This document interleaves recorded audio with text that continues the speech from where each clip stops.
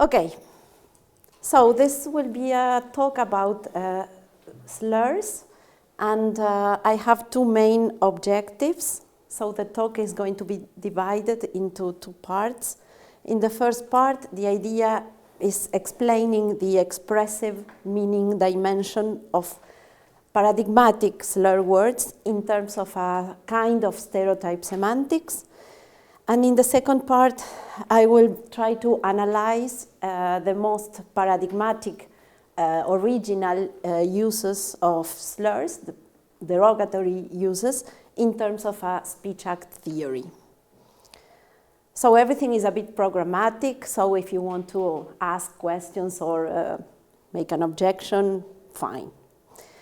Okay, so the background framework in which I would like to place this type of stereotype semantics is the framework of a dualist or hybrid semantics, in which a sentence like that one, Diego is a speak, is supposed to have, on the one hand, truth conditions understood as a set of words in which the sentence is true, and on the other hand, use conditions or expressive correctness conditions or conditions of right, correct expressivity, which are supposed to be understood in terms of the set of context in which the sentence is expressively correct, or to use it is to make an expressively correct act, speech act.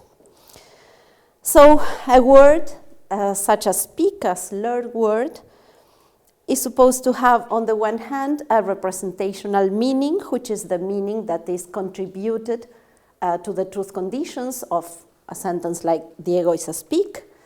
And I will take it for granted that the representational meaning is the same as the representational meaning of its neutral counterpart, that is Hispanic. This is a thesis that is controversial. Not everyone accepts it. But I'm going to take it for granted. I'm not going to argue for that. So the idea is that from the representational point of view, from the point of view of their contribution to the truth conditions of the sentences in which they appear, speak is identical to Hispanic, right? But on the other hand, speak, as opposed to Hispanic, has an expressive meaning or an expressive meaning dimension. And the idea is to explain what this expressive meaning consists of. So this is when the notion of stereotype is going to do some job. So the notion of stereotype in the context of a semantic theory comes from the notion of a cultural stereotype, according to what I would like to defend. So the idea of a cultural stereotype is the idea of a set of belief, mostly false, very simple-minded, very schematic, which makes for a prejudicial view about a certain group, such as the group of Hispanics, the group of homosexuals, the group of Jews, women, whatever. So the idea is that we have this set of general, very poorly conceived, oversimplified and mostly false beliefs founded in very discriminatory practices that are very well entrenched in a society. So the idea is that we can build up a notion of a semantic stereotype based on this notion of a cultural stereotype. So there will be we might think that there is a notion of a semantic stereotype associated with the slur word corresponding to the group to which the cultural stereotype is associated. And what is exactly a semantic stereotype as a kind of meaning or as a meaning dimension? Well, this is from Putnam's theory applied to general kind terms, or terms for general, for natural kinds. Is the idea of a set of typical or paradigmatic features which provides a conventional, inaccurate, general, approximate, and simple-minded idea of something. Of what? Well, of the objects that constitute the extension of the term. So this is what Putnam thought that was a constituent, a meaning constituent for general, for natural kind terms. And there are two aspects that I would like to emphasize regarding the two semantic aspects of those stereotypes. On the one hand, the semantic function played by those stereotypes, which is that a stereotype encodes a conventional rule to use the term competently. So to be competent with the term, this is what Putnam thought, you have to know, you have to grasp, to be able to grasp the features contained in the stereotype. So in that sense, a stereotype is like a Phrygian sense. It's what you are supposed to know to be competent, is what distinguishes a competent speaker from a parrot, let's say, or someone who merely repeats the sounds of a word. And the second aspect that I would like to emphasize is the relation to reference, the relation between the stereotype and the referent of the term, the extension. And what has been repeatedly emphasized by Putnam, is that a stereotype does not determine the term's referent. It's a completely independent dimension. So in that sense, it is different from a Phrygian sense, which has the semantic function of determining the referent. Okay. So this idea of stereotype, this Putnamian idea of a stereotype, is related to the conception of concepts as prototypes that we found in Wittgenstein, clearly. No, the idea that there is no single characteristic that needs to be present in order for an object to count as an instance of application of a concept. And the idea that there is a bunch of characteristics that can be present without thereby the object being an instance of application. No? The idea that concepts do not encode necessary and sufficient conditions for application, but that they work as stereotypes. So the typical Wittgensteinian examples are the concept of a game or the concept of language. No? The idea that for something to be a game, there is not set of necessary and sufficient conditions to be to hold. No? The idea is that there are some conditions expressed by the concepts that may be absent, and something be an instance of application of the concept. And conversely, something may have all the features encoded in the concept, but as much as they are not sufficient for its application, the object may not be an instance of application of the concept. Okay. So another point that I would like to emphasize is the open texture of the concepts in this tradition, which is different from what I was talking about before, because the previous feature was related to the relation between the stereotype and the referent or the extension. The open texture is more related to the fact that although there is a hard core of features, the list of features that we put together in order to define a concept is an open list. Okay. So taking into account these characteristics, I think that we can define what is a slur-word stereotype in these terms, as a complex concept with an open texture, no? With the idea that the list of features is not closed, it's an open list. So this is what is involved in this idea due to Weismann of an open texture, of a concept with an open texture. So for instance, let's come back to the initial example. Speak, well, may encode these characteristics: illegal, family-oriented, hard worker, with a Spanish accent, prone to violence, hypersensitive to racial issues, with an Aboriginal look, a good salsa dancer, whatever, no? Of Mexican descent for some reason. But this list is open because we can specify different dimensions of the cultural stereotype.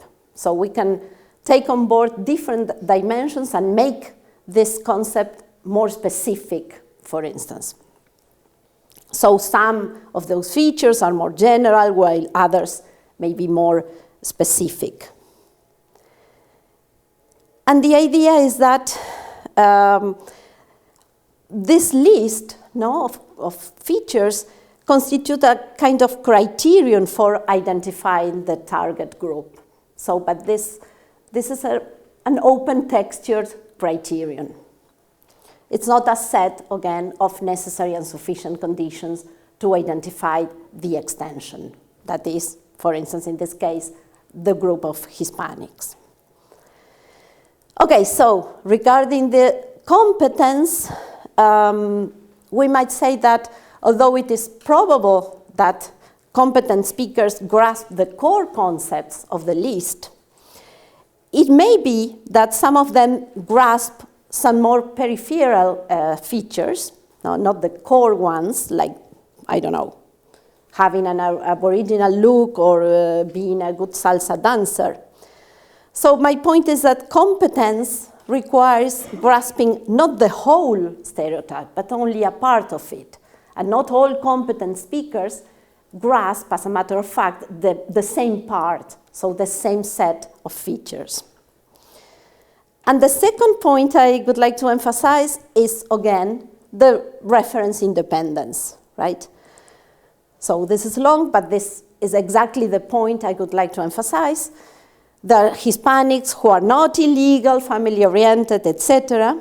So, and there are people who might have all those characteristics, or most of them, and not be Hispanics. No? For instance, person born in the Philippines, no, from Spanish descent. So the idea is, again, there are not sufficient conditions for the application of the stereotype. And moreover, a sentence like all speaks or all Hispanics are prone to violence not only is not analytically true, is not true in virtue of meaning, of the expressive meaning of the word, but it may also be false. Yeah. Okay. And now, so these are the aspects that I think are related to the characteristics that Putnam originally point to in relation to natural kind stereotypes. But now I would like to mention some distinctive aspects of slur-word stereotypes, no?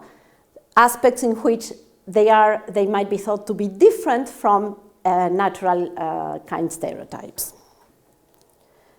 So I came up with these 4 characteristics that I'm going to try to depict very quickly. They have, as opposed to natural kind stereotypes, they have a prescriptive function. They are rigid in a sense that I'm going to specify. They involve thick and purely evaluative concepts, and they have a negative valence.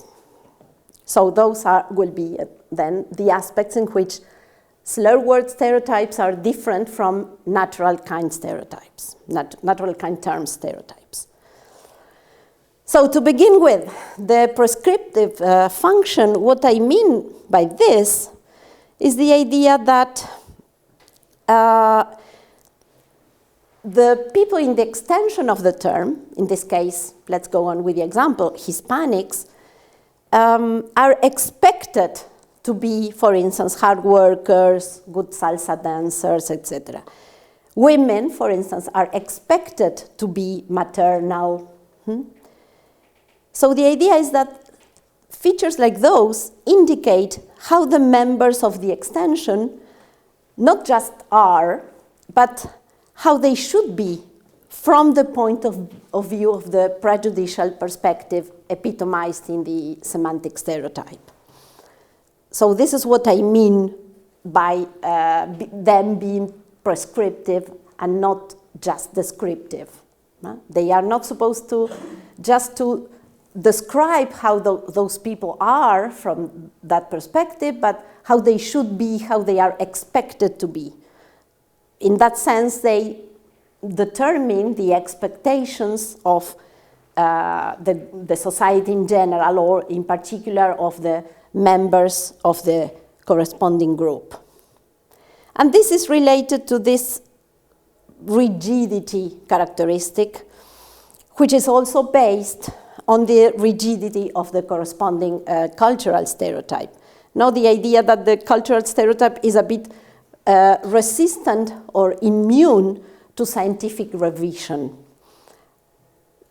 In contrast, we might think that natural kind stereotypes are more permeable to scientific discoveries. All the time we are taking on board, for instance, the results of scientific dissemination in natural kind stereotypes. We know that water is H2O and things like that. On the other hand, cultural stereotypes don't seem to be a little bit more fixed in relation to, and more not that permeable to scientific change, let's say. But this is to discuss, because maybe, I don't know, the violent, for instance, might be a feature of the stereotype associated with tigers, and we could run away in front of a tiger because we think that tigers are violent, independently of what the science says about that. So the reaction might be a basic one, and also, in that sense, a fixed feature of the stereotype. I don't know, but I tend to think that there is a difference there. And this is certainly a difference. Slur-word stereotypes, if there are such thing, embody not just purely descriptive concepts, but also thick concepts. No? So concepts that are both descriptive and evaluative in a sense.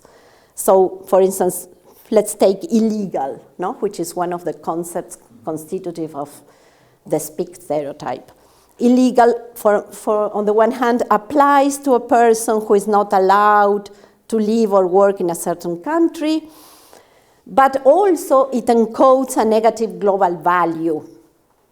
So it's not just that it represents a property, but it also it encodes a value that it's supposed to determine, to systematically determine an attitude towards the people in the extension, of the people to which the property applies, right? So this is the idea of having these two aspects. So those thick concepts, we might say that this, well, it is considered that in general this value is like a global value, no? So it's not a a value that we can specify with detail. It's just a positive or a negative value. This is what is considered to be a global value. So it's just the concept of being right or the concept of being wrong, or an attitude of approval or an attitude of disapproval. So that's the idea of a global value. So the idea is that this encoded global value that we can find in thick concepts is what is called the valence of the concept. Right? So in a slur-word stereotype, we can find thick concepts with a positive valence, like hard worker, for instance, and thick concepts with a negative valence, like, for instance, illegal. So it's not that all of them have a negative valence. Some of them might be positive, but the negative valence of the whole stereotype is also negative. So it might be that it might be considered the result of the negative valences of most of the concepts involved, because in general it is thought that most of the concepts involved have themselves a negative valence, or it might be considered the product of a more general attitude. And I tend to think that this second option is the case, that there is an encoded attitude of disapproval determined by the fact that the group at stake is taken to have some kind of inferior status in the society, be it a moral, social, economical, cultural, whatever. So this is what determines this negative global value ascribable to the stereotype, to the whole, the complex content, not the individual concepts constitutive of it. And this can be understood as an encoded derogatory component.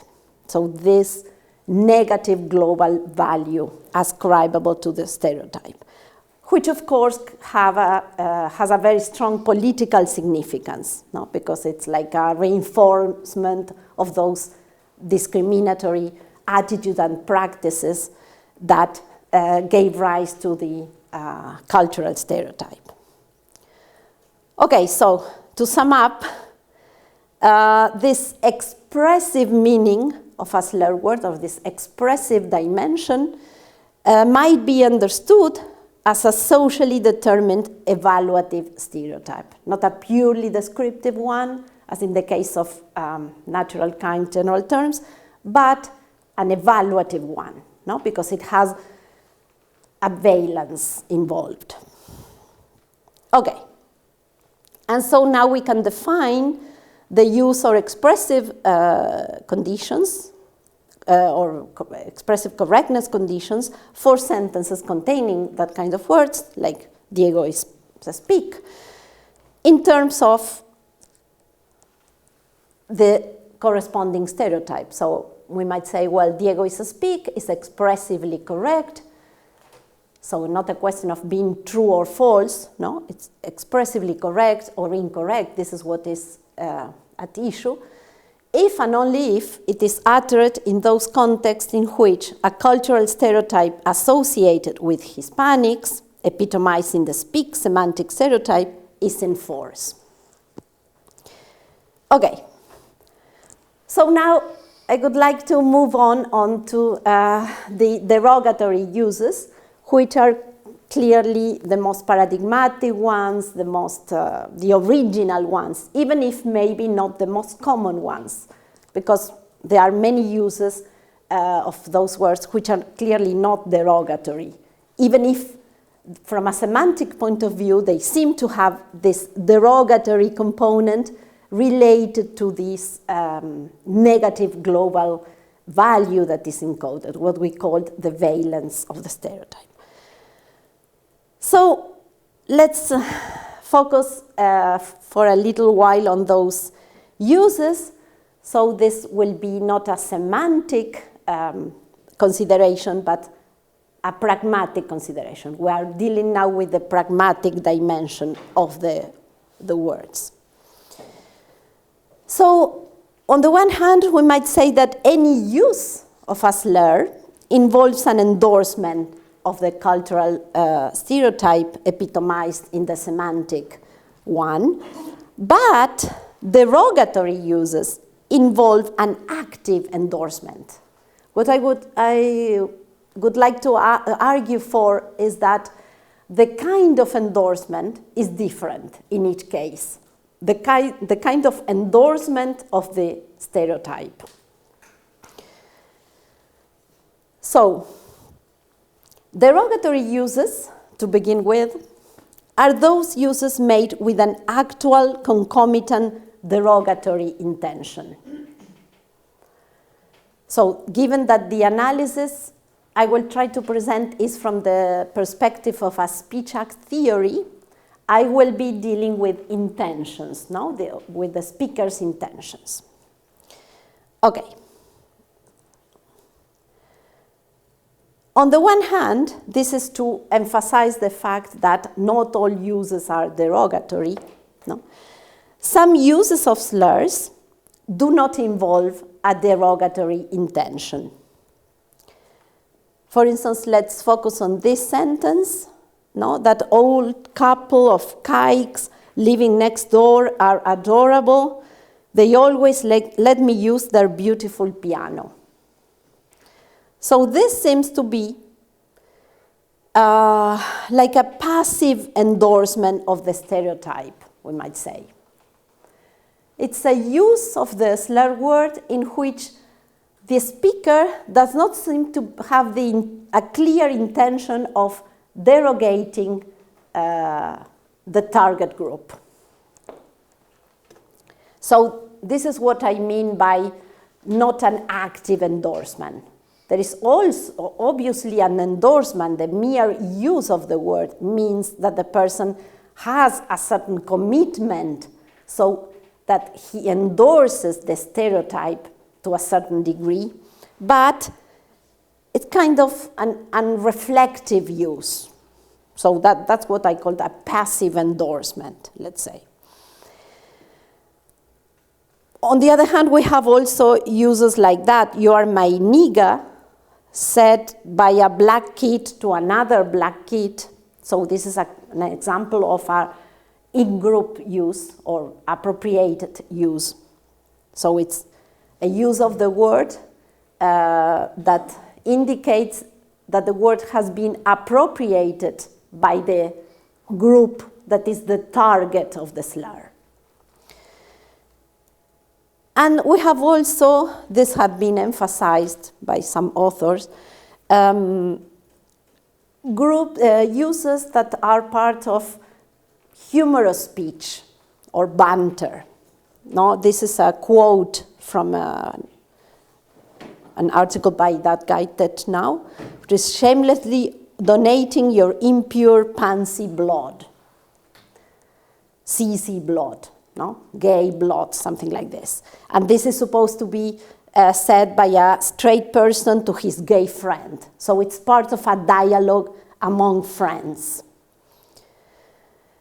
And, well, this is the idea, no? So uses made in the context of banter, of humor, talk among friends. On the other hand, so those will be non-derogatory uses, and on the other hand, we have speech acts made with a derogatory intention, but not involving slurs at all. So we have the two kinds of speech acts don't coincide. So those will be speech acts made with a derogatory intention, but for instance, involving other pejoratives, like he's a complete idiot, or speech acts involving just purely descriptive expressions, accompanied by a contemptuous gesture or some other prosodic indicators of derogation, like saying, I don't think that Hispanic would get the job, no, with a contemptuous tone or a contemptuous gesture.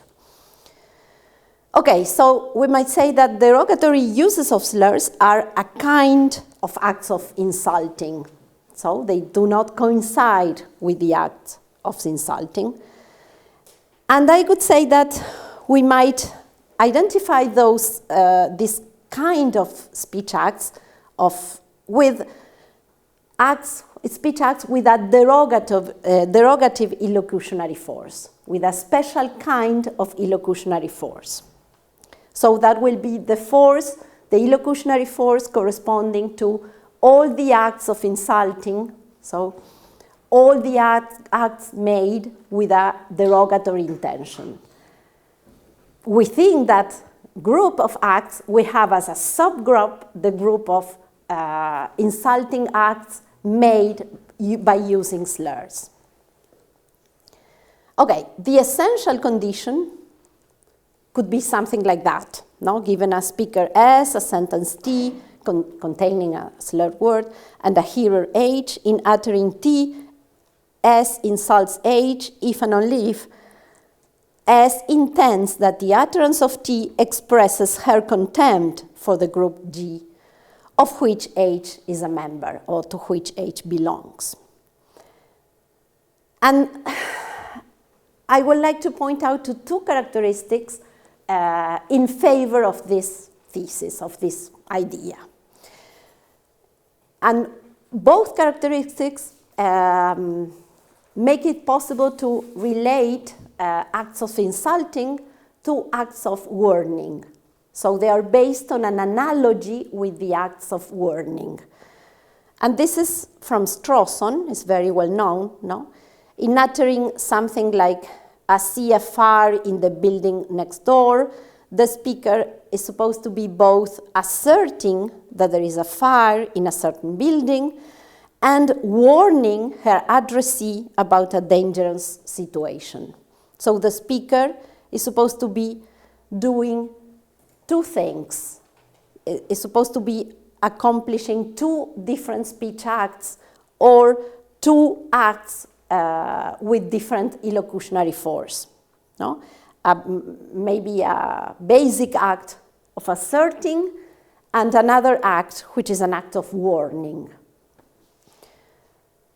So I think that we might say something similar regarding insulting acts. No?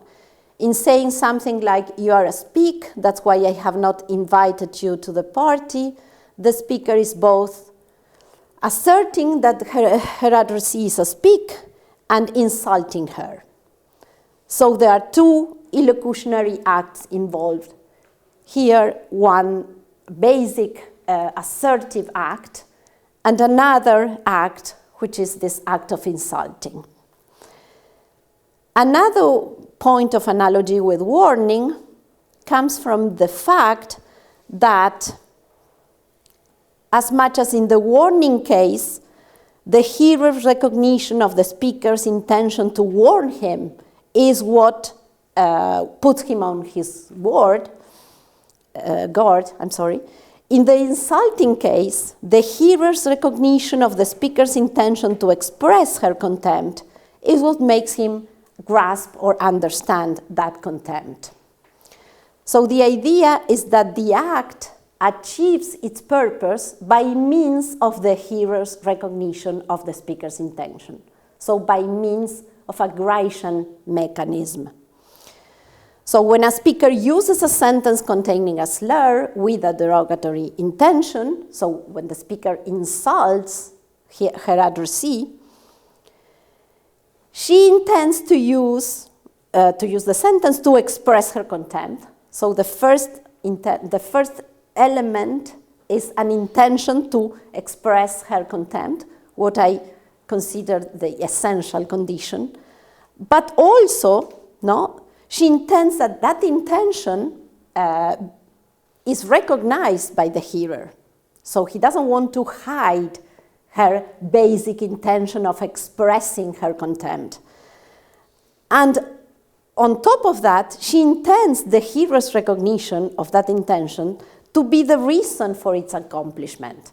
So she intends that the reason or the means by means of which, the procedure by means of which the hearer understands her contempt is by recognizing her intention to express that contempt. So the idea is that what we have here is a communicative intention. This derogatory intention can be understood as a kind of communicative intention in the Greichen sense. So this is the idea, no? Insulting achieves its purpose by means of a Greichen mechanism. And this is another point of analogy with warning, see? Warning also achieves its purpose to put the person on guard by means of a Greichen mechanism, no? By exploiting the hearer's recognition of the speaker's intention to warn him. Okay, so in this point, I think it is possible to distinguish insulting, no, the act of insulting, which could be, according to this, an illocutionary act, could be opposed to the act of offending, which could be considered instead a perlocutionary act, or the perlocutionary effect of the act of insulting. Because the idea is that recognizing an intention to offend me is not enough for me to get offended, as I think that it's the case with insulting. No? Recognizing the speaker's intention to express her contempt for me is enough for me to get insulted. But this doesn't work with offense, or with offense it's a little bit different. Offending seems to work like impressing. So my recognition of the speaker's intention to impress me is not enough for me to get impressed. There should be something else involved. For instance, I might be, I don't know, I might admire the speaker to begin with, or let's put another example. The hearer's recognition of the speaker's intention to frighten me is not enough for me to get frightened or scared. I might have a previous condition, for instance, of being very scared of fires, no? To be frightened by the speaker's screaming, there is a fire in the building. So the idea here is that offending works a little bit like impressing or like frightening. Offending, in that sense, doesn't seem to be essentially linked to insulting. So I can be insulted without getting offended. That's the idea. As I can be warned without being frightened. As much, no, as warning is not essentially linked to frightening, for instance. Again, the addressee may grasp the speaker's contempt for Hispanics, but, for instance, her self-esteem will remain intact if she takes that emotion to be morally reprehensible. So I might have a moral condition to begin with, which makes me completely insensitive or impermeable to the speaker's insult. Okay. So I would say that the use conditions for derogative, specifically derogative uses of slurs, could be defined in these terms. Now, Diego is a speak is derogatorily correctly correct or derogatorily used, correctly used, let's say, if and only if it is uttered in those contexts in which not only the prejudicial cultural stereotype associated with Hispanics is enforced, but also the speaker has a derogatory intention concerning Hispanics. So it's a more specific set of conditions than the conditions that we may state for any expressive expressively correct use of a slur. These are conditions for derogatorily correct uses of slurs. So basically the idea is that we need to have a derogatory intention involved in those cases, as opposed to what is the case with any use of slur in which there doesn't have to be a derogatory intention involved. Okay. So this is like a specification of what is involved in the derogatory intention. What having a derogatory intention amounts to in particular? So it's a derogatory intention, as far as I've been saying, is an intention to express contempt. No, an intention to use a sentence to express contempt. But we can be a little bit more specific about what is involved in the emotion of contempt. Now, contempt seems to be a complex attitude or emotional attitude.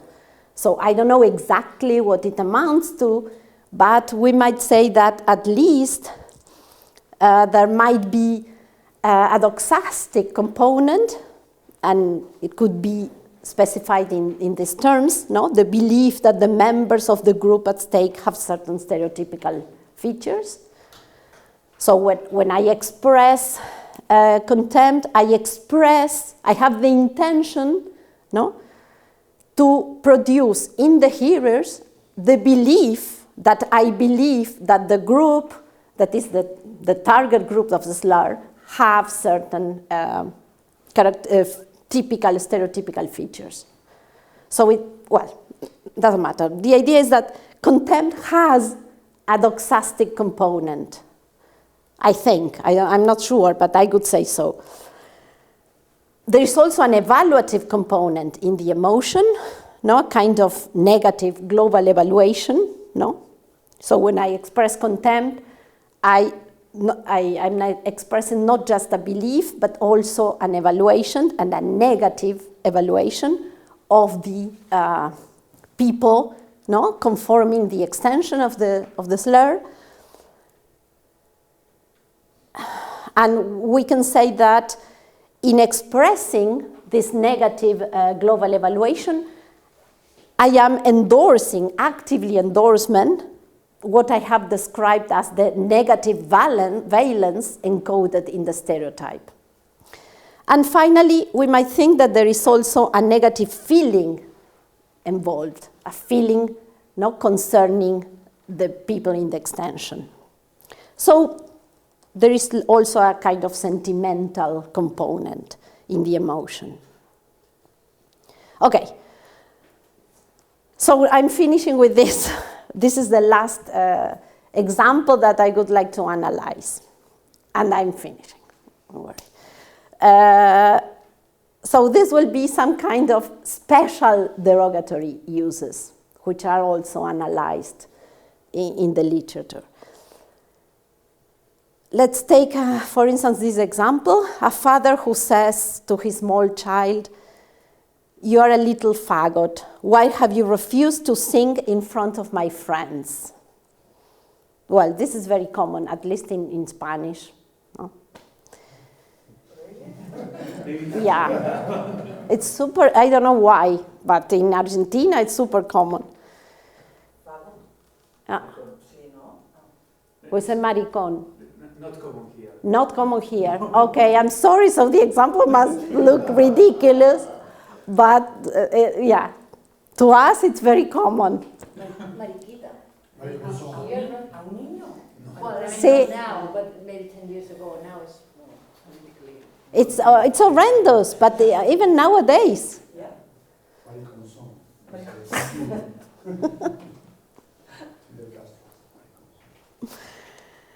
So I could say that these kind of examples have two main characteristics. One is that there is no classificatory intention involved, so the speaker does not have the intention of classifying the hearer in the extension of the term. And on the other hand, the use of the slur is a figurative, it's not a literal one. So I'm going to explain what I mean by those two features. So the father does not have the intention to classify his son in the group of male homosexuals, but he does have a derogatory intention concerning him as much as the members of the group. So the use is certainly derogatory, but it doesn't seem to be classificatory in the sense that the other uses, no, you are a speak, etc., were. And on the other hand, the father intends to communicate that his son has some features concerning which he's similar to stereotype male homosexuals. So namely, for instance, that he's sensitive, vain, effeminate, whatever. So the idea is that what the father is trying to communicate is some of the characteristics that we might think that are associated with the faggot stereotype. So the idea is that we might think that there are two contents involved by the father's utterance. On the one hand, there is a semantically expressed content, no, my son or the addressee is a little faggot. This is what the father says. But on the other hand, there is a pragmatically communicated content. My son is cowardly, is effeminate, is sensitive, whatever. So the idea is that we might think that the second content is derived from the first by the flouting of the first maxim of quality. So the father is saying something false, but he's trying to communicate something that at least he believes to be true. So could be considered an indirect act of insulting, no?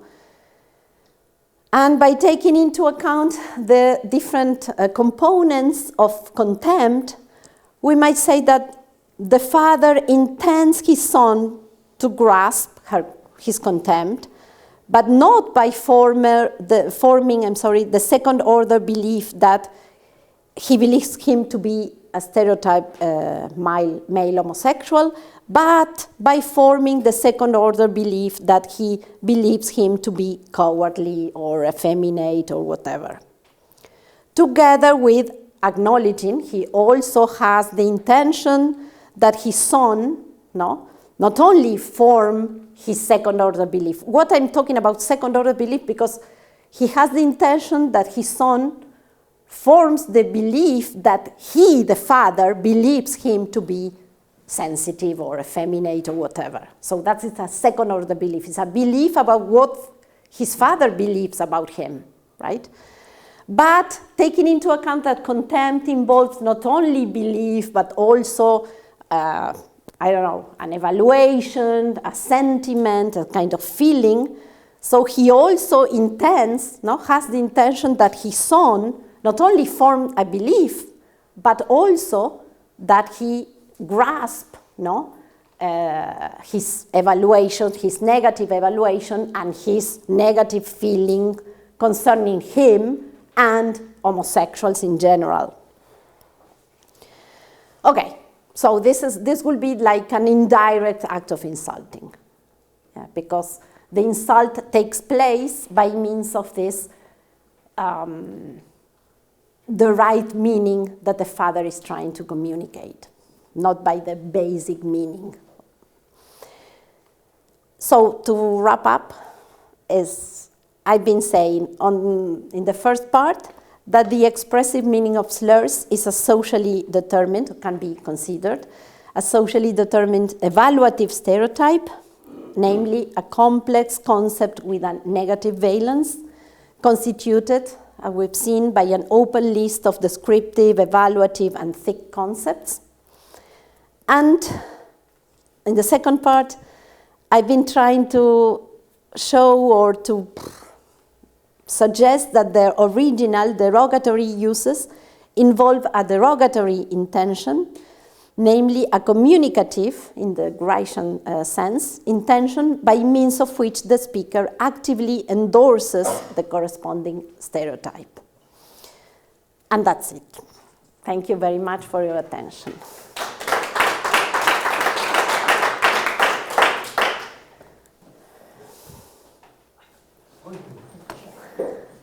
So, questions, comments, criticisms?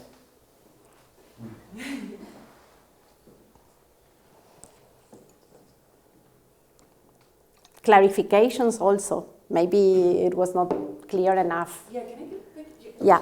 to begin with, to break the, because the example of the father, wasn't it a bit weird because he didn't say you're a faggot, he said don't be a faggot, so doesn't that change a little bit, because he seems to be saying don't be a coward, or don't be, don't act like a girl or something like that. Yeah. He doesn't say you're a faggot, he says don't be, so wouldn't that affect a little bit maybe it's a silly point. No. It's interesting. I think that he could say, "Don't be a faggot," or "You are a faggot," or "You're a bit of a faggot," or whatever. And these are different basic speech acts, because in one case, in the example, I think, like as I put it, it was an assertive act. You are a faggot, or an act, a speech act with an assertive force. But in the case that you are mentioning, it could be another kind of act, maybe an act with a directive illocutionary force. Now, don't be a faggot, like a kind of order, maybe. But the idea is that this is the basic act, could be an assertion, an order, a question, but in as much as there is also this derogatory intention involved, there is also an act of insulting. Yeah. So the idea is that, the act of insulting seems to require to be implemented in a more basic kind of illocutionary act. As you said, an order, an assertion, a question. Why have you been such a faggot, for instance? Well, maybe it's not a question, but we could imagine an example with a question. Yeah. But the idea is that there are two acts involved, a basic one, and on top of that we have the insulting, or the act with a derogative illocutionary force. Related to that example, clarificatory question, very simple. Given that the stereotype is, somehow part of the expressive meaning of faggot, why do you say that in that example, that part of the meaning is communicated via conversational implicature? I mean, why don't you want why don't you want conventional implicatures, like which prima facie would sound more natural since it's encoded in expression? What's the reason that they fail to see? Yeah. Okay. Because the idea is that the father is insulting the child not by considering him a male homosexual, but by taking, it's a strange kind of insult. In fact, the insult consists in considering him to be weak or to be cowardly, for instance. So this is the idea of, and so the idea is that this property is ascribed to the child in an indirect way, not directly. Because, okay, maybe you could say, well, there is also, okay, I understand what you're saying. The idea is that this is what I would like to say. There is an endorsement, a passive endorsement of the stereotype in as much as you are using the word, right? But there is no explicit derogatory intention concerning homosexuals. The derogatory intention is directed towards the child, mainly, I could say. And the idea is to insult the child by ascribing him the property of being coward, effeminate, whatever. This is the insult. So maybe I could have to say, according to what you're saying, that, and this is a doubt that I had, the father is not derogating homosexuals in general, because his contempt is directed toward the child. So maybe I should say, according to what you're suggesting, that he's only insulting the child, not by considering him a part of the group of homosexuals, but by considering him effeminate, cowardly, whatever. Okay, but I see that, but I don't know, maybe it's something very basic about conventional implications that I ignore, but why can't we do that, supposing that stereotype is part, I mean, it's like a conventional implication. I mean, I see the point, I mean, I Yeah. give an example, but the idea is... I mean, maybe there is something very basic that I'm ignoring, but why can't we do that statement at the same time that it's not a conversational implication, but a conventional one? Okay. It sounds prima facie more natural since that which is communicated is encoded in the expression. Is encoded in the expression as far as it is part of the stereotype. Yeah.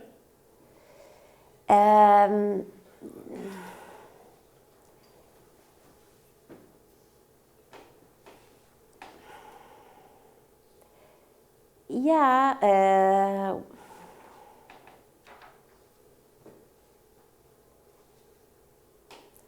So you would say that, but how do you, because the idea is that if it is something which is encoded in the expression, the idea is that it's something that you convey anytime that you use the expression. Yeah.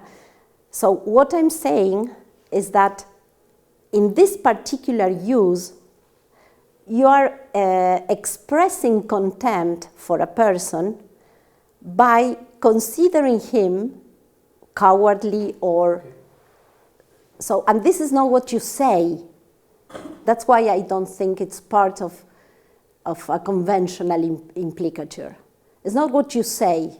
See, what you say is that the person is a faggot, which has an expressive meaning, but this is not part of what you say, truth conditionally speaking. It's part of what you express, right? But then there is something more specific that you communicate. And what you communicate, truth conditionally speaking, is that the son is cowardly. And this is the act of the content of an act of insulting, because the idea is that you, by so communicating, you are expressing your contempt for that person. But yeah. We have 3 questions. I think Joanna was a follow-up. Yeah, I was just quite surprised because you were answering to a kind like the father is not insulting homosexuals by calling faggot to his child to communicate that he is a coward. This is, I don't know. I don't know what to say about that. I would say it's like, okay, I can see that maybe you are implicating that he's a coward, and you are not saying actually he's a faggot, but you are implicating that by suggesting that he's a coward because he's like a faggot. I don't know what to say about that. I doubted about it. I didn't know. I want it to be an example of an indirect insult in the sense of a guy who is expressing contempt for his son by using an expression which is not part of what he's saying, let's say. So he's not saying that his son is homosexual. but he's saying that, but he's not insulting him by saying that. No.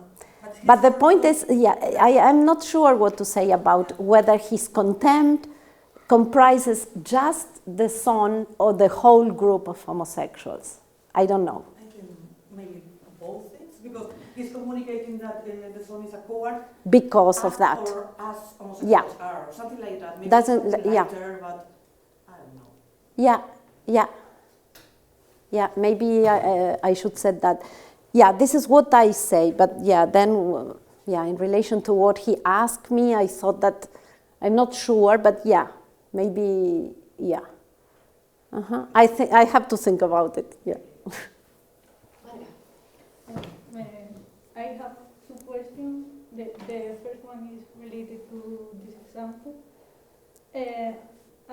What will be the difference between saying you little foul and saying you little gay, for example? What is the matter there with the slur? Because it seems to me that the father will communicate the same, saying you little gay. Is the- Yeah. The idea is, what I would say is that maybe those stereotypes associated with slurs are indirectly also associated somehow with the corresponding neutral counterparts, but by some sociological phenomenon that, for instance, I don't know, we consider some slurs to be taboo, so to be prohibited, and so we use the neutral counterparts, but with all the expressive associations of the corresponding slurs. Maybe that's what you are pointing to, could be. But in principle, a word like gay or a word like Hispanic does not have semantically this expressive dimension. But maybe this expressive dimension gets associated with those words by some kind of pragmatic feature because of this sociological phenomenon related maybe to prohibition, right? But from a semantic point of view, we wouldn't say that those terms are both, no, the neutral, like gay or Hispanic, no? Like they have a semantic expressive dimension. Maybe gay was, I don't know, the history of the word gay. Maybe gay was a slur at another time. I don't know. Maybe gay is not the neutral counterpart of faggot. It's not like homosexual. So it may still resonates as a slur because it was used as a slur at a previous time. I don't know. Certainly queer, for instance, used to be a slur, and it's not a slur any longer. Yeah, well, what's doing is that in that case, the pragmatic process, the Grecian process, will be similar because it's because of the ideas and the derogatory intention of the father that he's communicating this other kind of thing. No? Yeah, maybe in a more indirect way. Could be like that. It could be a conversational implicature, a similar conversational implicature involved. Yeah. Well, the second question is about the uses of slurs without derogative intention, because Yeah. it seems also to me that you offend, and I think that I don't get well the difference between offense and insult. And Yeah. you you can use a slur without slurring or without insulting, calling you, no? Yeah, yeah, this is what I try to, yeah. Okay, so you, okay, sorry. So you use the word and you communicate something negative, but it's not part of your intention, so you are not insulting. Yeah, it could not be an insulting use or an derogatory use, but you might end up offending someone, for instance. That's what I want to distinguish insulting from offending. See, the person might get offended even if you didn't have any intention to insult him or offend her. Yeah, that's the point. So, Carla. Yeah, well, how much time do we have? Well, yeah. Have a lot of time? We have Oh, yeah, okay. So, well, first the comment. I think you don't have to mention possible words at the beginning. So people that we are allergic to possible words don't know, right? I mean, everything seems to be the same whether you take two conditions to be possible words or to be. So, Yeah, that's, yeah. It's more neutral to talk about truth conditions. Yeah, you're right. Clarificatory questions about, I think it's related to her question. I didn't get much, the difference between the relation between the stereotypes associated with the word Hispanic and the ones associated with the word speak seem to be the same, but to play different roles. So, just a question whether your position agrees with that or not. So I take it that Diego is a speak. Doesn't imply logically Diego is Hispanic. That's it. Because you say, well, as long as it takes a lot of stereotypical features, he can be called speak even if he's not from Hispanic origin or whatever. No, Right? yeah, okay, yeah. I have to clarify this. Again, Diego is Hispanic doesn't imply that he speak, because he might be Hispanic without, meeting the stereotypical features, I guess. So, is that your view, or no. because then I think that the conclusion would be then they are not neutral counterparts. Yeah, so, no, you're right. So they are not coextensive terms. So so that was. Yeah, no. The point is that to me, so I said at the beginning that I would be taking for granted this identity thesis between slur terms and their corresponding neutral counterparts. There are people who think, maybe for reasons related to what you were saying, that that thesis is wrong.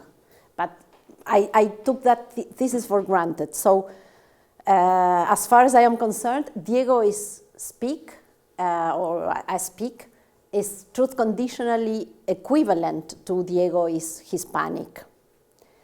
The point is, the point in which they are different is an expressive dimension. They differ through their corresponding use conditional dimension, what they contribute to the use conditions of the sentences. So the idea is that the stereotype associated with speak is not what the term contributes to the truth conditions of the sentence. That's why Diego is speak can be equivalent from a truth conditional point of view to Diego is Hispanic. The idea is Diego is speak has an expressive dimension, has truth use conditions that are different from Diego is Hispanic, because Diego is Hispanic is use conditionally neutral, let's say. So it can be used in every context. It doesn't impose any restrictions to the context in which it can be used, as opposed to Diego is speak, which requires some context to be expressively used with success. So the point is that, yeah, if I had said, as you suggested, that the stereotype was part of what the term speak is contributing to the truth conditions, yes, I couldn't have said that they were truth conditionally identical, no? Those two sentences. But this is not the idea. And that's why, because this expressive dimension, the stereotype, is like in Putnam's theory about natural kind terms. It doesn't determine the extension. That's why you can have there, no, features that are not possessed by the members of the group. Because the idea is that you can have false features that don't apply at all to the members of the group, features that apply to members of other groups. You can have also contradictory features in the stereotype. In fact, I was reading the other day that for some people, the stereotype contains the feature of being lazy. But as far as I knew, Hispanics were well known for being hard workers. But maybe you have a stereotype with both features. It doesn't matter, because they are not necessary conditions for the application of the term to the group. The term has its extension. It applies to Hispanics by means of a completely independent mechanism. Yeah, maybe because, I don't know, it was, Hispanics were, I don't know, initially baptized with that slur, right?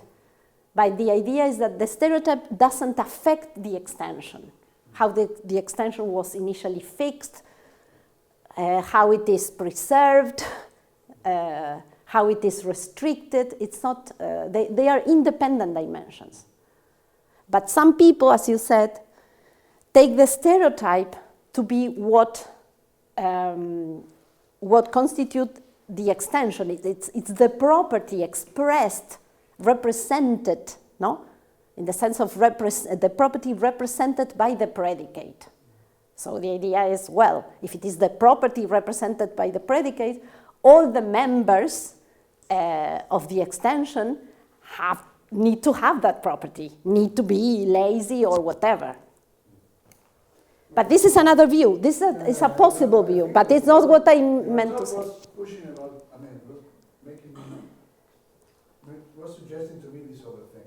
Yeah. There was a technical use of Hispanic, which was clear intention, legal or whatever, that you are Hispanic or you are not, and that I have no intuitions because the term is not used here. So Hispanic, we don't know. I'm in the States. I have to say whether I'm Hispanic or Latin or Caucasian or whatever. I don't know what to put. I have to ask them what am I.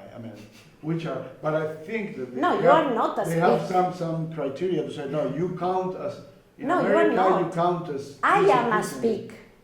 It has to be an American from a Hispanic descent, but not a European. So you're Hispanic, right? But that's anyway, a Hispanic for American people. Like I don't think they are Hispanics in the States. I am a speak. I don't think you are speaks. Yeah.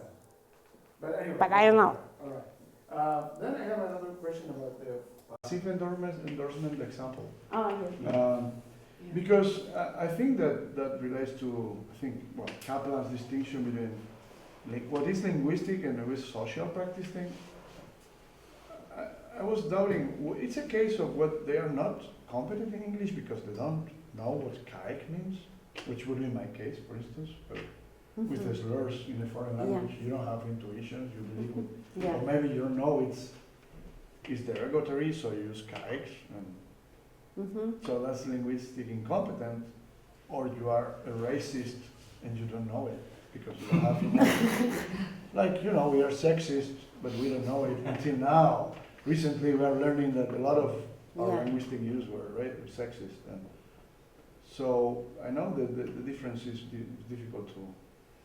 But in that case, the old guy is saying, "Well, you don't know what kike is nowadays.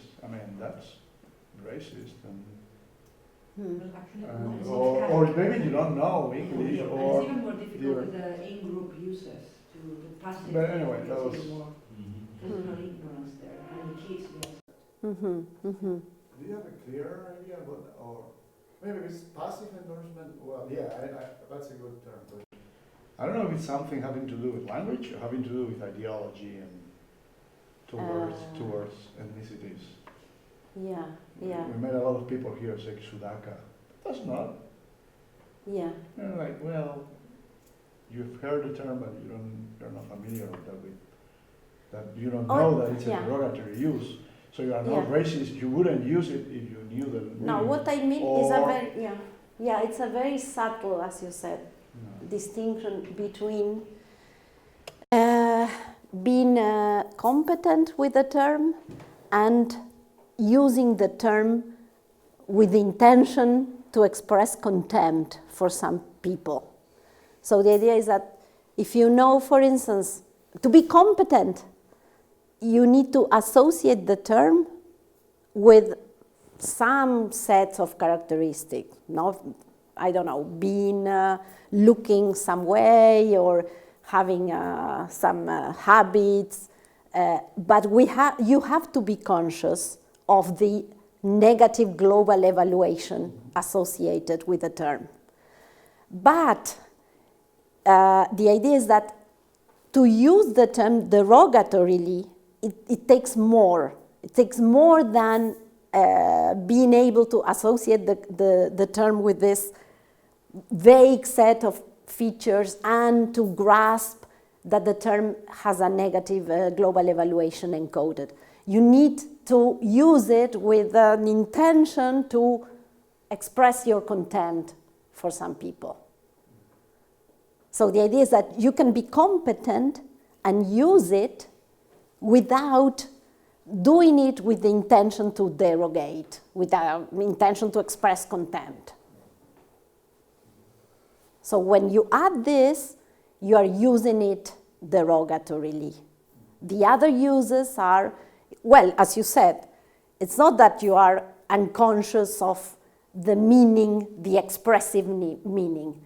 You grasp the features and you know that the features have negative valences, and you know that there is a general negative valence associated with the word, but you don't mean to express your contempt for anybody in particular.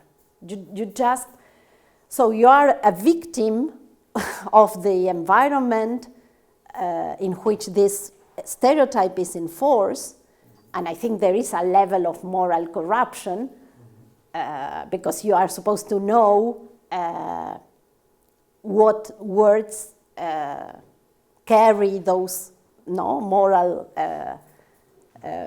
endorsements or immoral endorsements. But on the other hand, it's a bit different than using language with the explicit intention of expressing contempt. But as you said, it's a subtle line. But I think that in one case, you might say, well, there is a passive, a bit of unreflective endorsement versus an active endorsement when you are accompanying the use of the word with this intention. It's like, I don't know.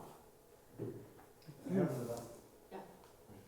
clarificatory also about The difference between insulting and offending. The insulting one was illocutionary. Yeah, this is what I try to defend. And what is the role of uptake? Can someone, it seemed to me that you said like, nobody can be insulted if they don't recognize the recognition to be insulted, or something like that. I mean, the insulter didn't succeed in insulting if I don't notice. If they call me idiot, but in an English word I don't get it, then I am not insulted. Is that correct, or is that misunderstood? I don't know. I could say that you cannot insult successfully if the other person doesn't recognize your intuition, your intention, and grasp your contempt as a result of recognizing your intention. It's like the idea that intentions are not individualistic, no? They depend on this Greichen idea of intention, no? As a complex intention involving someone else, no? An articulation with the intentions of another person. So maybe you can insult, but it's a bit unsuccessful if the other one doesn't get your contempt for him. Yeah. I would. That's about the aggression and discussion. Right? Yeah. You know, you meant what you meant, and for that is enough to have the intention to the other recognition, not necessarily that the other answer. Yeah, that. Right? So you insulted, and you can be a judge can say, hey, you are condemned to your sentence to blah, blah, for insulting. No, but the victim didn't realize. Well, but you insulted them, so I don't know. But, Yeah, that sounds very Searlean, no? The idea that the kind of speech act that you made depends only on your private intentions. So I intended to express. Okay, no, of course. On the private intentions underlying what you say. I'm not sure, but I tend to think that, that it's not enough. It's for the insult to be successful. But I don't know. Maybe you're right. Okay, so Joshua then. Yeah, no, concerning the last point, I think that a good way to see the thing is with greetings. You sometimes greet someone, but the other one doesn't get that you are greeting him, and you have greeted him or her. Yeah. But, so we would say that that person has greeted the other one, but even if it failed there. So I think that maybe with insulting might work similar. The other thing, because we were talking about being conscious or not about what you are doing, and I don't know if it makes sense, but yeah, it's very shortly, is I can imagine two kids, and one uses a slur, and the other one gets the idea that has been insulted. Neither of you know what they are saying, but the thing is happening. They don't need to be competent, but they know what is going on. Yeah. Because one learns that this word is good to make this person mad.